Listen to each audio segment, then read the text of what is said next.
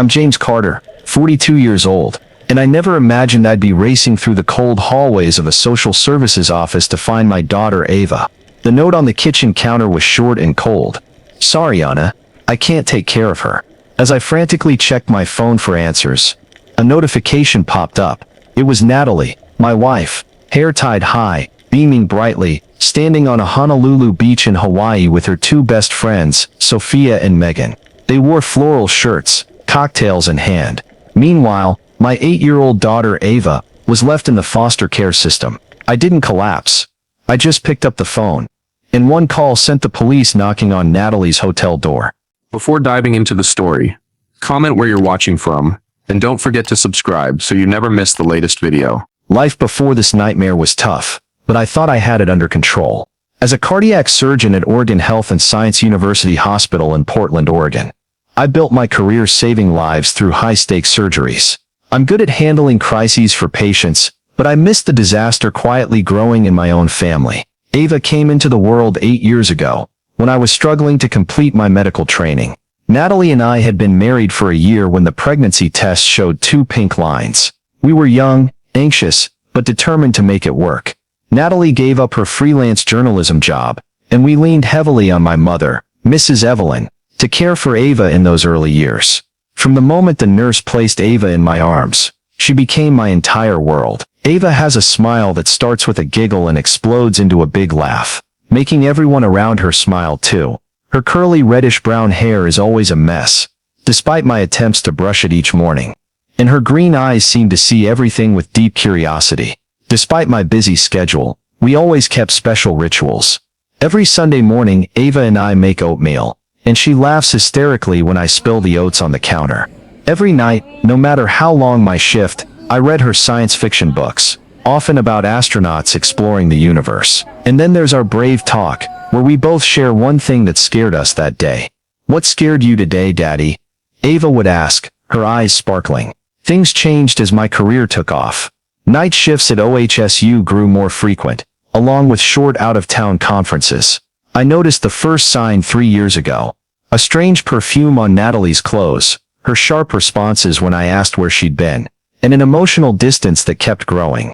When I confronted her about spending too much time with Sophia and Megan, Natalie didn't deny it. "I need space, James," she said. "You're always busy, and I'm stuck at home with Ava." I tried to fix it, rearranging my schedule to be home more. But Natalie seemed to have drifted away from her role as a mother. Natalie, 38, and her friends, Sophia, an Instagram influencer, and Megan, a graphic designer, were the center of her world. They lived for perfect photos, lavish trips, and glamorous parties. Natalie got more and more caught up in that lifestyle, posting pictures on Instagram, with captions like "Live your best life," or "Freedom is everything." She started being away from home often, leaving Ava with a babysitter or Mrs. Evelyn. I saw the dissatisfaction in her eyes, as if she was living a life that didn't belong to her. I tried talking, but Natalie brushed me off. "You don't get it, James. I need to live for myself, not just for Ava." The nightmare began when OHSU faced a multi-car pileup on the freeway, overwhelming the ER. As a senior surgeon, I was called in for 3 consecutive night shifts. Our regular babysitter, Lisa, was out of state, so Natalie had to watch Ava alone. I called her, voice trembling. "I have to work emergency shifts, Natalie. Can you handle Ava on your own for a few days?"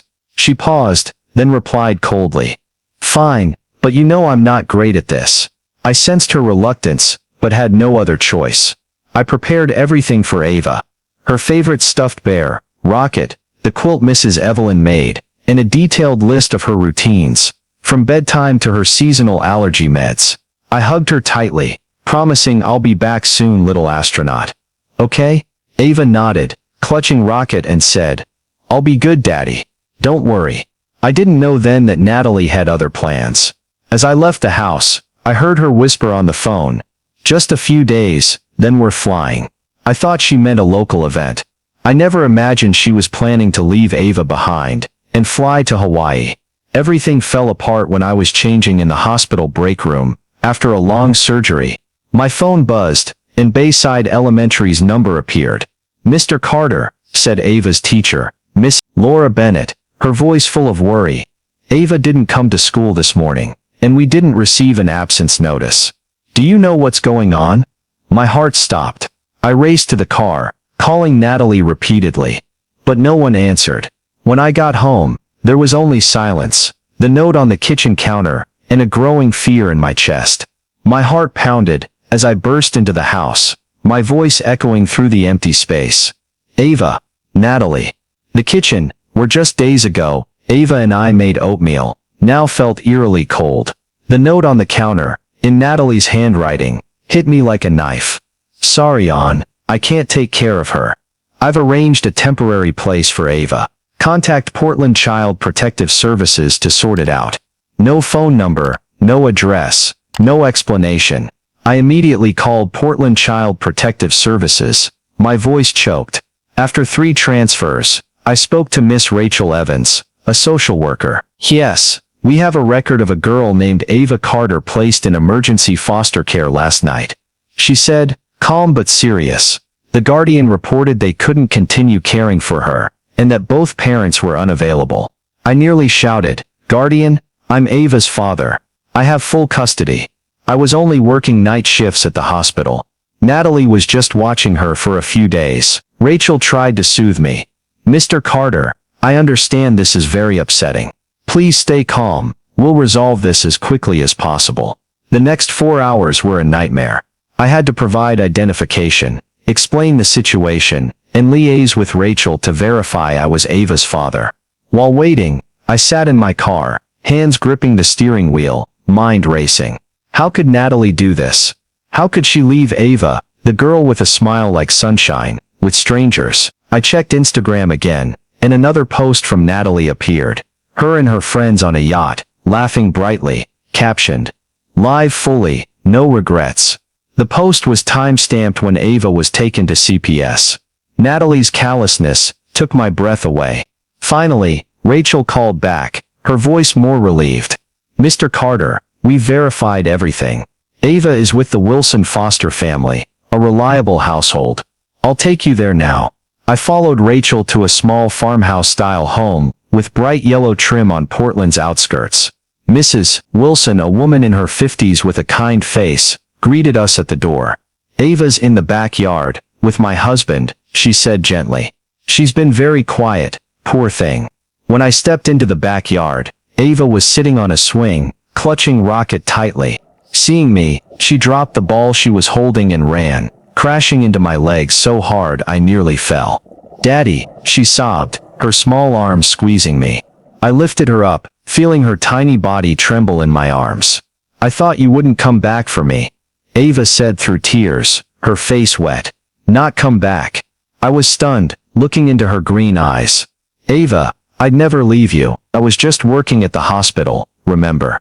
Between sobs, Ava pieced together fragments of the story. Natalie told her that mommy and daddy need some time alone, and you'll stay with nice people for a while. She packed a small bag for Ava, took her to a strange office, and left her with people Ava didn't know. Mom said sometimes parents need a break. Ava whispered, her head against my neck. She said I might have to stay there a long time. Those words cut me like a knife. How could Natalie tell an 8-year-old that her mother might not come back? Mrs. Wilson, standing nearby, added horrifying details. Natalie didn't mention that Ava had parents, or that you'd be back in a few days, she said quietly. She presented herself as the primary caregiver facing an emergency, unable to continue caring for Ava. I froze. This wasn't a misunderstanding or a spur-of-the-moment decision. This was deliberate abandonment. I held Ava tightly, fighting back tears, promising I'm here now, little astronaut. I'm taking you home. While Mrs. Wilson played a cartoon for Ava, and gave her a plate of cookies, I stepped into the kitchen, hands still shaking. Another Instagram notification appeared. It was a post from Sophia, Natalie's best friend, tagging Natalie and Megan.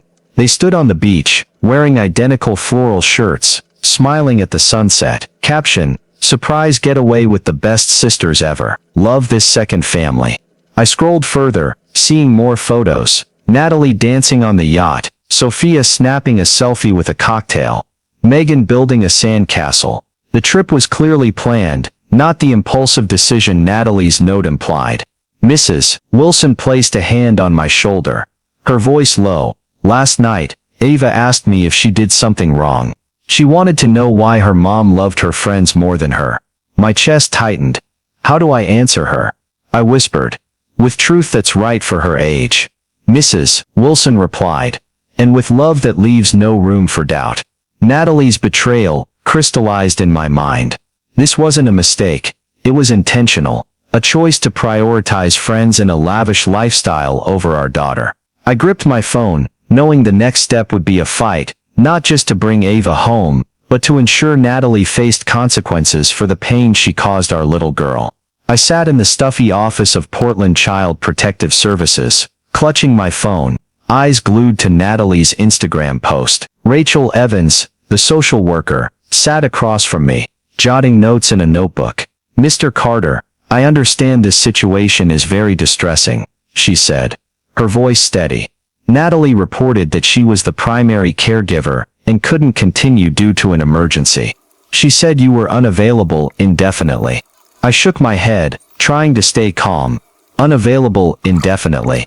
I was only working 3 night shifts at OHSU.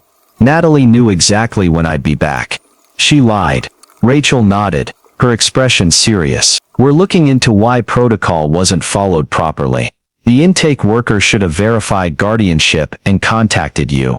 She explained that Ava would stay with the Wilson family a few more hours, while they finalized paperwork to release her to me. But I didn't just want Ava back. I wanted Natalie held accountable for making our daughter believe her parents didn't want her anymore. I left the office with a clear goal: build a case to protect Ava and expose the truth. Back home, I contacted Brian Mitchell, a family law attorney, an old college friend. She did what? Brian nearly shouted over the phone when I explained. James, this isn't just unethical, it could be illegal. Child abandonment, falsifying information to state authorities. Natalie crossed every line. I asked, what if I file an official report? Brian replied, depending on the judge, a formal report will create a record, crucial if this happens again. I'll dig into Oregon law and call you back. While waiting for Brian, I started gathering evidence. I scoured Natalie's, Sophia's and Megan's Instagram accounts, saving every post related to the Hawaii trip. One of Sophia's posts showed they booked flights 3 months ago, captioned counting down to paradise. An email confirmation for the Paradise Cove Hotel, accidentally shared in Sophia's story, proved the trip was meticulously planned. I screenshotted everything. Each photo was a stab, but also proof that Natalie chose her friends over our daughter. I called my mother, Mrs. Evelyn, to share the news. She came over immediately, her face etched with worry. How could Natalie do this to Ava? She asked, her voice trembling. Mrs. Evelyn spoke of her own tough years raising me alone after my father left. You'd never abandon Ava, James, and I'm here to help you and your girl through this. Her words were a lifeline, but guilt gnawed at me. I'd ignored the warning signs. Natalie's dissatisfaction, her frequent absences, her complaints about motherhood. Being a mom isn't always what I signed up for, Natalie once said, and I thought it was just stress talking.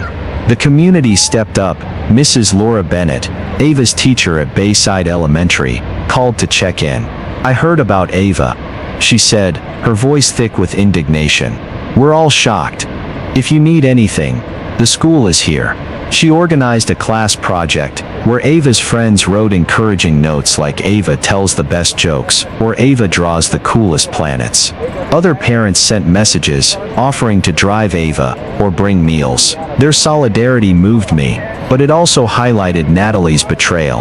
I reached out to Detective James Peterson, a colleague I knew through OHSU, who specialized in family cases. Based on what you've told me, there's grounds for prosecution, Peterson said, after I laid out the details. Natalie's premeditation, crossing state lines, and lying to CPS all escalate the severity. He asked me to send all evidence, from Instagram posts to the hotel email. We'll coordinate with Honolulu police to locate Natalie. He continued. She's at the Paradise Cove Hotel, right? I'll report it now. While waiting, I returned to the Wilson home to see Ava. She was still with the foster family, and I brought her favorite science fiction book to comfort her. Ava hugged me tightly, but her eyes were full of worry. "Do I have to stay here long, Daddy?" she asked, her voice tiny. I knelt down, looking into her eyes. "Not at all, little astronaut. I'm doing everything to bring you home today. Just wait a little longer. Okay?" Ava nodded, but her hands clung to Rocket. I left the book and a family photo, hoping they'd make her feel safer. Rachel called back, confirming the paperwork was nearly done. "We need you and Ava at the office tomorrow morning to sign final documents," she said, "but Ava can go home with you today." I felt a flicker of relief, but the pain lingered. How do I explain to Ava that her mother chose a vacation with friends over her? How do I help her overcome the feeling of being abandoned? I called Jennifer, the department head at Ocean View, to request a few days off. "Take as long as you need," she said, after I briefly explained the situation. "Family comes first, especially in a situation like this. We'll rearrange the shift schedule so you can have time for Ava." Jennifer's words were a reminder that I wasn't alone, but they also made me wonder, why couldn't Natalie put Ava above everything else? I began meticulously documenting every event, from the moment I left Ava in Natalie's care to the discovery that she'd been abandoned. I saved Natalie's Instagram posts, noted down what Ava told me about Natalie's words, and contacted Mrs. Laura to confirm Ava's absence from school. Brian called back, his voice serious. "James, I've reviewed California law. Natalie could face charges of child abandonment and providing false information. With the evidence you have, the chances of prosecution are strong. Do you want to proceed?" I took a deep breath. I have to do this for Ava. I sat in my car, outside the Wilson foster home, my heart heavy after talking with Ava. My phone buzzed, snapping me out of my thoughts. A message from Sophia, Natalie's best friend, appeared on the screen. "What are you doing, James? The police showed up at our hotel, ruining our vacation. Natalie's freaking out. You're going too far." I stared at the message, anger flaring. They were blaming me, while Ava, my daughter, was abandoned by Natalie so they could dance on a yacht in Honolulu. I didn't respond to Sophia right away. Instead, I called Detective James Peterson for an update. "We've made contact with Natalie at the Paradise Cove Hotel," he said, his voice calm but firm. "She and her friends were questioned this morning. At first, she denied everything, claiming it was a misunderstanding. But when we presented the CPS San Diego paperwork and your statement, she started to falter. Natalie will be flying back to San Diego soon." I asked, how did she react when confronted? Peterson sighed. "She cried, said you were blowing it out of proportion. Her friends, especially one named Sophia, were more aggressive, saying you ruined their vacation." As I hung up, my phone buzzed again. This time it was Natalie. I took a deep breath, braced myself, and answered. "James, what are you doing?" Her voice screeched through the speaker. "The police came to the hotel, humiliating me in front of Sophia and Megan. Do you know how important this trip was to me?" I tried to keep my voice steady, but each word came out through gritted teeth. "Important to you. Natalie, you put Ava in foster care. You lied that I wasn't around. You told her parents need a break and might not come back. Did you even think about Ava?" Natalie cut in, her voice still shrill. "God, James, you always overreact. I just needed a few days to unwind. Ava was with professionals. What's the big deal? You're always busy, and I'm stuck playing single mom at home." I interrupted. "Don't blame me, Natalie. You planned this trip 3 months ago. You chose your friends over our daughter. You lied to CPS, and let Ava think you didn't want her anymore." There was a moment of silence, then Natalie said, her voice softer, "I didn't think it would go this far. I just wanted some time for myself." I shook my head, though she couldn't see. "Time for yourself isn't abandoning your child. Natalie, you'll have to answer to the law." I hung up, my heart pounding, but a sense of resolve surged within me. The online community started buzzing. Sophia's latest Instagram post, a group photo at Paradise Cove, was flooded with critical comments. How could you abandon a child to go on vacation? One person wrote, absolutely shameful. Another commented, Natalie locked her Instagram account, but Sophia kept going, posting an angry story. Some people just love stirring up drama and ruining others' happiness. Stay positive. I didn't care about their words.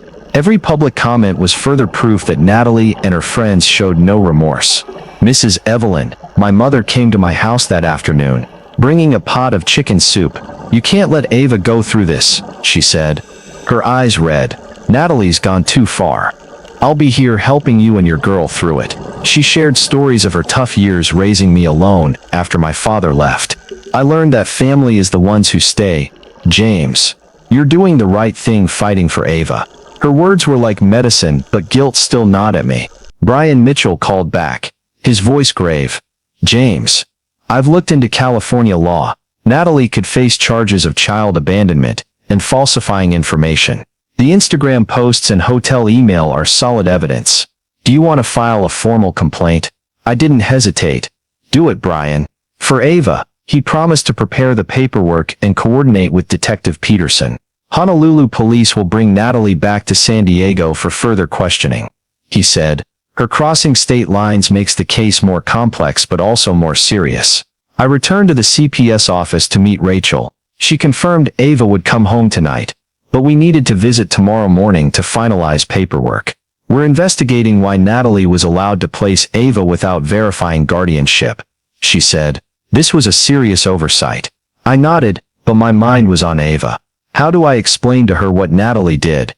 How do I help her feel safe again? I sat in the living room, dim light casting shadows on the science fiction book I used to read to Ava every night. Ava was home now, sleeping soundly in her room with her stuffed bear, Rocket, but her anxious eyes still haunted me. Natalie had returned to San Diego, facing police questioning, but her excuse, I just needed some time to myself, echoed like a wound that wouldn't stop bleeding. I knew bringing Ava home was only the first step. How do I help her heal from her mother's abandonment? How do I erase the thought that she's not important enough? I decided to start by seeking professional help. The next morning, I took Ava to meet Dr. Sarah Thompson, a child psychologist in San Diego recommended by Ava's teacher, Mrs. Laura Bennett. Sarah's office was warm, filled with colorful drawings and a corner of toys. Ava sat curled up in a chair, clutching Rocket, her eyes fixed on the floor. Sarah smiled gently.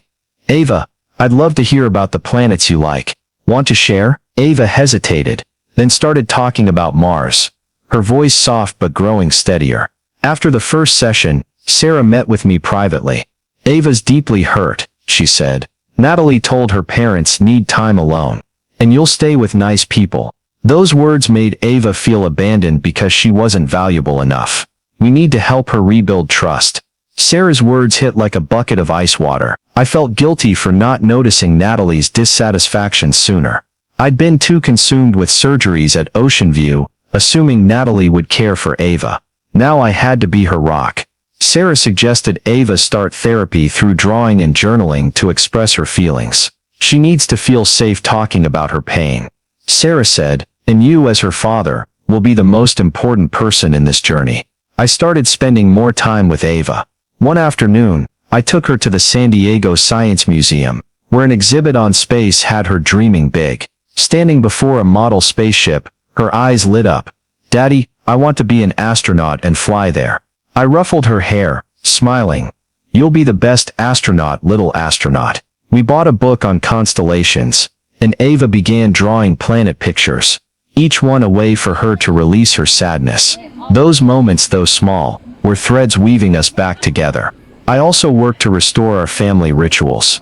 Every Sunday morning, Ava and I made oatmeal, and she giggled more as I deliberately spilled oats on the counter.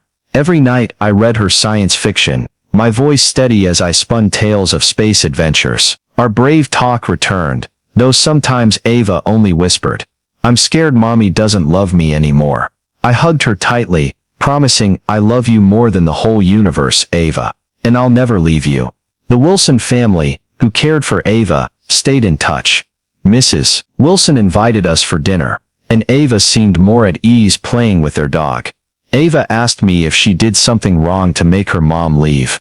Mrs. Wilson said quietly in the kitchen. I told her this was the grown-up's mistake, not hers. Her words choked me up. I thanked the Wilsons for giving Ava a sense of safety during those dark days. They even sent Ava a drawing she made there, a red planet labeled Ava's Mars, and I hung it on her bedroom wall. Mrs. Evelyn, my mother, was a huge support. She came over often, bringing cookies and stories of my childhood. She's stronger than you think, she said, watching Ava giggle while playing with blocks. But you have to be patient, James. Ava needs time to heal. Mrs. Evelyn helped me reorganize my schedule, ensuring I could be home more. I called Jennifer, the department head at Ocean View, to request fewer shifts. Take the time you need. Jennifer said, Ava's the priority. We'll manage. In one therapy session, Sarah showed me a drawing Ava made, a small spaceship among stars, with a girl at the window looking back at Earth. This is Ava, Sarah explained. She feels like she's floating, unsure if anyone will find her. But she also drew you here, the brightest star. I touched the drawing, my heart aching. Did Ava say anything about Natalie? I asked. Sarah nodded. She said her mom told her sometimes parents have to go away. Ava thinks it's her fault. I clenched my fists, trying to contain my anger. How could Natalie let Ava carry that burden? Pressure didn't just come from Sophia. Rebecca, Natalie's cousin, called, her voice full of reproach. James, what are you doing to my cousin? Natalie's crying, saying you're trying to destroy her. Why can't you handle this within the family? I kept my voice steady. Handle it within the family? Rebecca, Natalie put Ava in foster care. This isn't something we can just talk out. Rebecca sighed. She messed up, but you're making it worse. Families need to stick together, James. I hung up, my heart heavy. Stick together? How do I unite with someone who made my daughter feel unlovable? Amid the pressure, the community around me began to shine. Mrs. Laura Bennett, Ava's teacher at Bayside Elementary, emailed, "We're so worried about Ava and want to help. I've organized a class project for her friends to write encouraging notes for her." Attached was a photo of colorful papers with childish scrawl. Ava tells super funny jokes, and Ava draws the best planets. I read each one, my eyes stinging. Those words were a light for Ava, reminding her she was loved. Mrs. Laura invited me to the school to pick up the notes, adding, "Ava's a wonderful student. We're always here for her." Mrs. Wilson called, inviting us to a weekend picnic. "Ava's special," she said. "She left a planet drawing in her room, and we'd love to give it back to her." I thanked her, touched by their care. At the picnic, Ava played with the Wilsons' dog, laughing brightly for the first time in days. Mrs. Wilson pulled me aside, saying quietly, "Ava asked me if her mom would come back. I told her her daddy's always here, and that's what matters most." Her words were a reminder that I was on the right path. The online community kept buzzing. A post in a San Diego parents group went viral, describing the Hawaii abandonment case with details about Natalie leaving Ava for a vacation. One person commented, "Can't believe a mother would do that to her kid." Another wrote, "Thank you to Ava's dad for fighting for her." I stayed off social media, focusing on Ava, but those comments were proof that Natalie's actions couldn't be hidden. In a therapy session with Dr. Sarah Thompson, Ava opened up about her pain. "I think mom doesn't like me, because I asked too many questions," she said, drawing a star on paper. Sarah looked at me, then gently asked Ava, "Do you think your dad loves you even though you ask a lot of questions?" Ava nodded, and Sarah continued, "So what your mom did was about her, not you. You're very lovable, Ava." I hugged her after the session, promising, "I love every question you ask, little astronaut. Never think you're not amazing enough." Every night I read science fiction to Ava, my voice warm as I spun tales of space adventures. Our brave talk slowly returned, and Ava began sharing more. "I'm scared mom won't come back." I stroked her hair. "No matter what, I'll always be here. We're a space crew, right?" Ava gave a faint smile, enough to show me she was starting to heal. The support from the community, Mrs. Laura, the Wilson family, Mrs. Evelyn, helped me realize Ava and I weren't alone. Family, I learned, is those who never abandon you, even when the sky falls. I stood before the San Diego County Courthouse, clutching a folder of evidence, Natalie's Instagram posts, hotel confirmation emails, and notes on what she told Ava. Today's trial was the climax of a long nightmare, where Natalie would face charges of child abandonment and falsifying information to state authorities. Ava, my daughter, was at home with my mother, Mrs. Evelyn, but her trembling voice, "Will Mom come back, Daddy?" still echoed in my mind. I took a deep breath, stepped into the courtroom, my heart a mix of anger and hope for justice. Judge Catherine Moore, a stern woman with silver-streaked hair, presided over the trial. Natalie sat at the defendant's table, dressed in a business skirt, her face pale. Sophia and Megan, her close friends, were absent, but Natalie's lawyer, Mr. Robert Hayes, stood beside her, exuding confidence. I sat at the plaintiff's table, next to Brian Mitchell, my attorney. Brian whispered, "We have strong evidence, James. Just stay calm." I nodded, but my heart pounded. The prosecutor presented the case, voice clear. Natalie Carter deliberately placed her 8-year-old daughter, Ava Carter, in emergency foster care, falsely claiming she was the primary guardian, and that both parents were unavailable. Meanwhile, she flew to Honolulu, Hawaii, for a vacation with friends, leaving the child in severe emotional distress. They submitted evidence, Natalie's note, Instagram posts, flaunting the trip, and an email confirming flight bookings 3 months prior.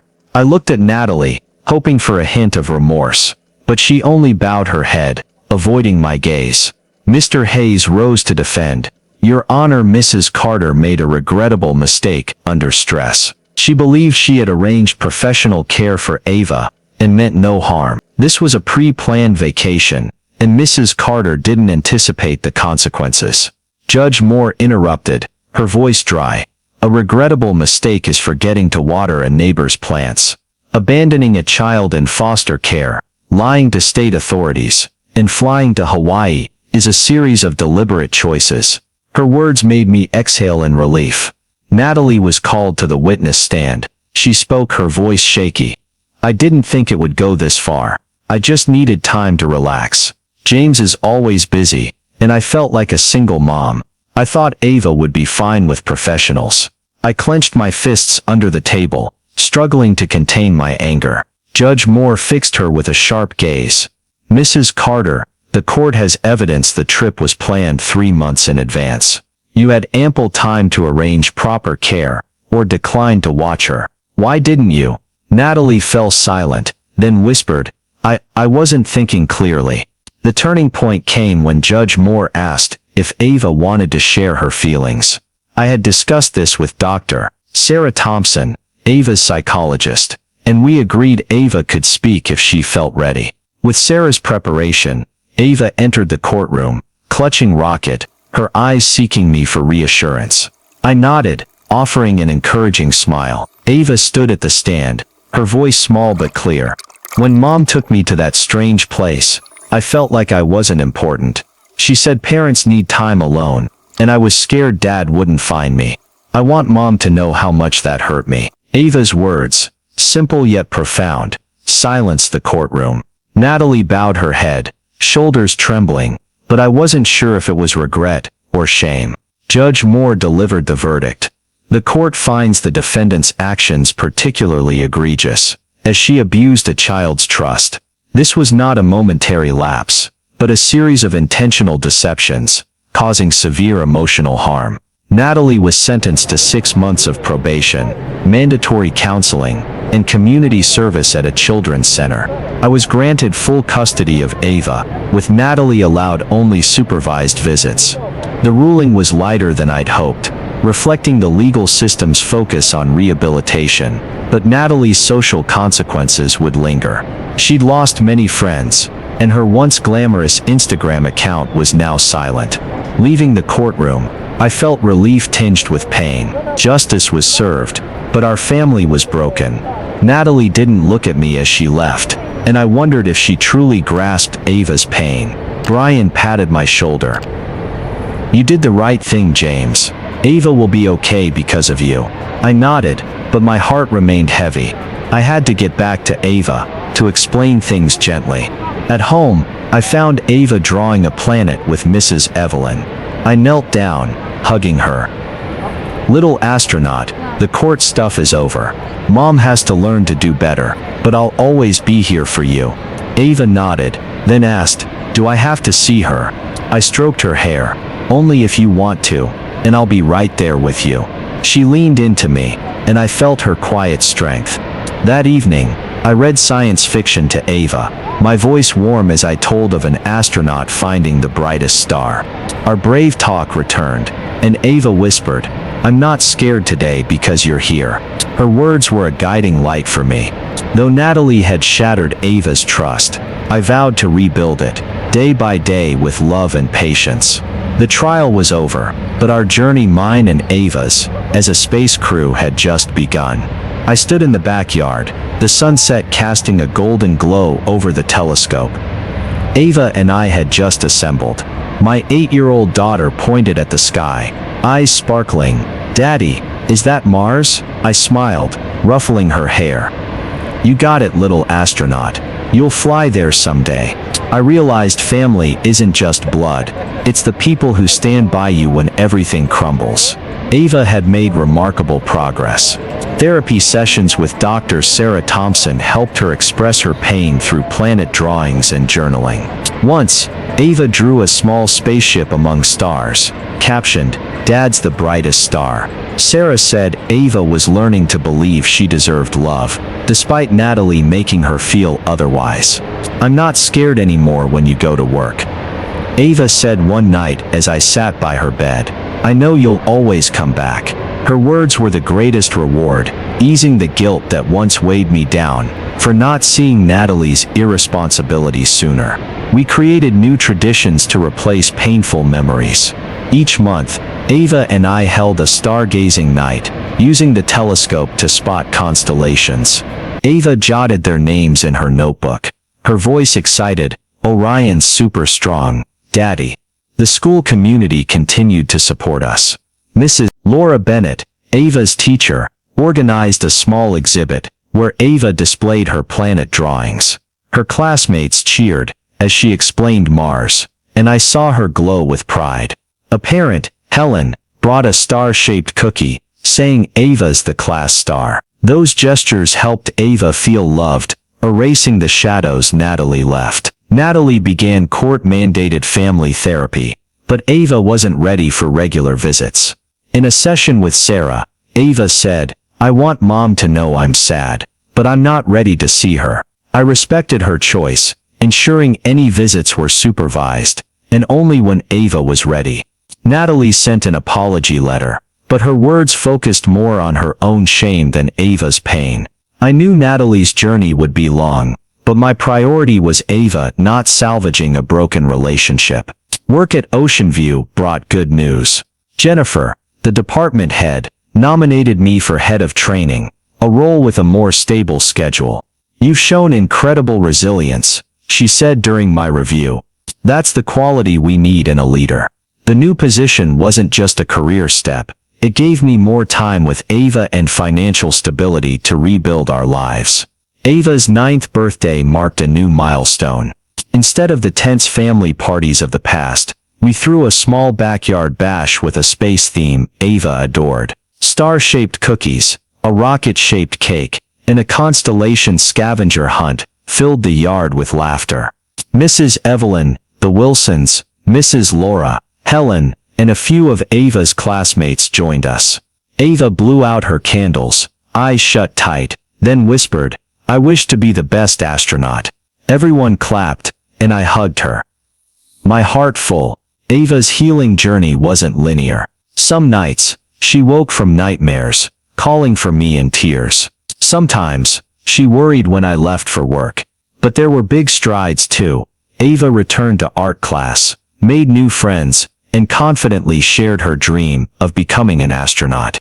We built new traditions, like Sunday brunch with Mrs. Evelyn, or monthly movie nights at the theater. Those moments, however small, were the foundation of a new family.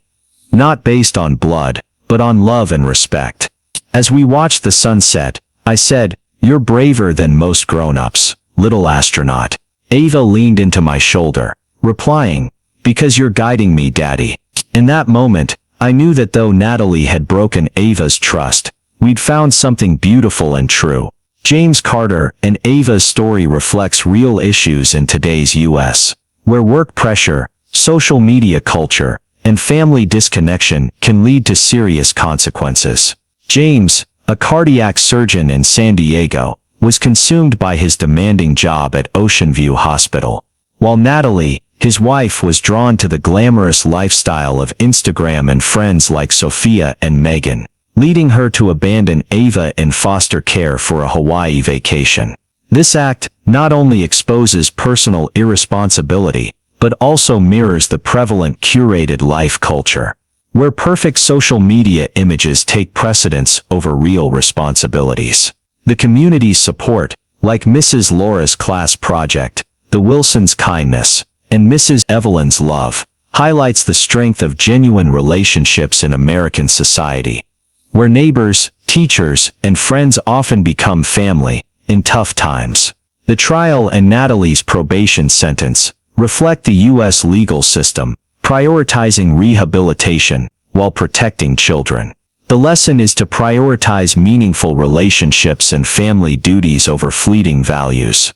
In America's fast-paced life, where work and social media can dominate, make time for small rituals like James and Ava's stargazing night, or brave talk to build trust and love. Don't let Instagram posts like Natalie's overshadow family's worth.